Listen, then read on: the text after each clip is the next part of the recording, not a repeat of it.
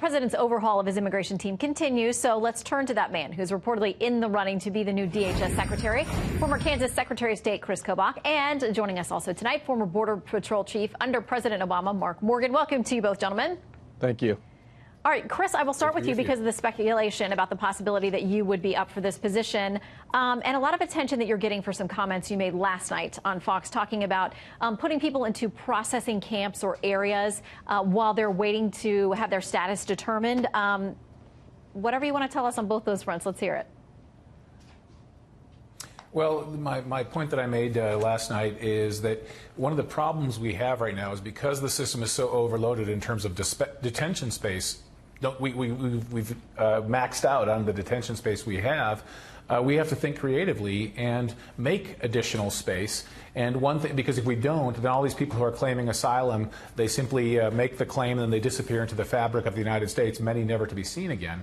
My point was we should have processing centers either at U.S. military bases or other facilities where we bring in the thousands upon thousands of trailer homes that FEMA still has and actually trying to sell right now. You go on the internet, you can buy them at a bargain price. Instead of trying to sell them, let's use them to help solve this crisis so that we can keep people in comfortable living conditions. But instead of just turning them loose never to be seen again, let's process their asylum claim quickly. I would think most people claiming asylum, if it's a true claim, would want it to be processed quickly.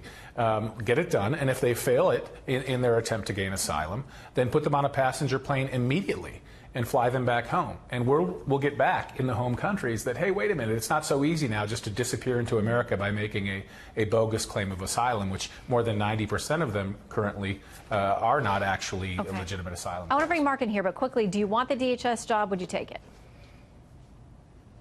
You know, that's the president's call, obviously. It would be an honor to serve him. I served on his transition team and have advised him informally since then. If the president decides that that's the way he wants to go, of course, I'd be honored to help him. Okay. Now, Mark, I want to get to a couple of things and have you separate a little fact for fiction from fiction for us because you've served under the previous and current administrations. So I want to play something first from Senator Mazie Hirono. She's a Democrat. She firmly lays the blame at the president for these family separations, the current president. This family separation policy was implemented by Secretary Nielsen, putting families and children into cages. That's under her watch, too. Okay, and this is what the president said today about those policies in the Oval Office.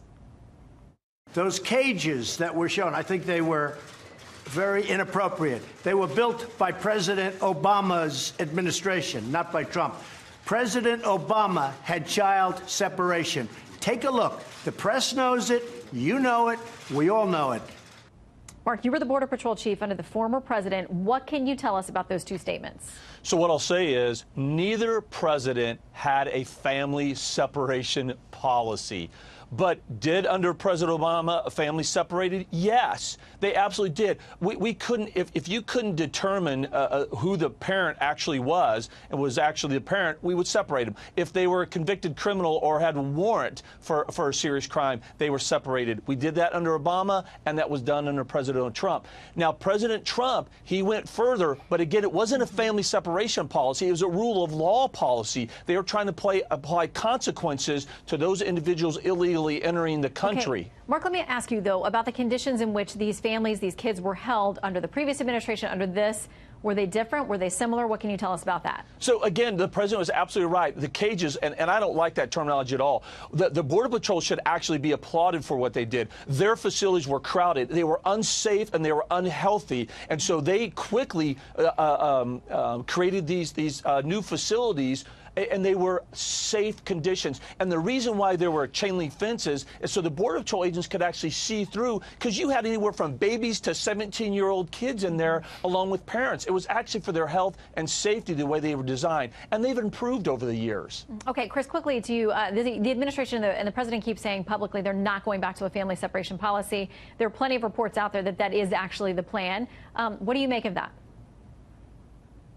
I take the president at his word. We we do not need to separate families, nor should we, because if we quickly publish the Flores settlement regulation, which has already been initially published, and it could be finally published any day now, that will define the terms where we can keep a whole family together. So if one member of the family is, well, if the whole family is coming in together at the same time in a caravan, then keep them together while we're processing their asylum claim. There's no reason that we should have to if you have a legitimate family. But as Mark points out, in some cases you may have had someone posing as a family member in order to use the children as sort of a shield or a get-out-of-jail-free card. All right. Mark and Kris, thank you both very much. Tough topic.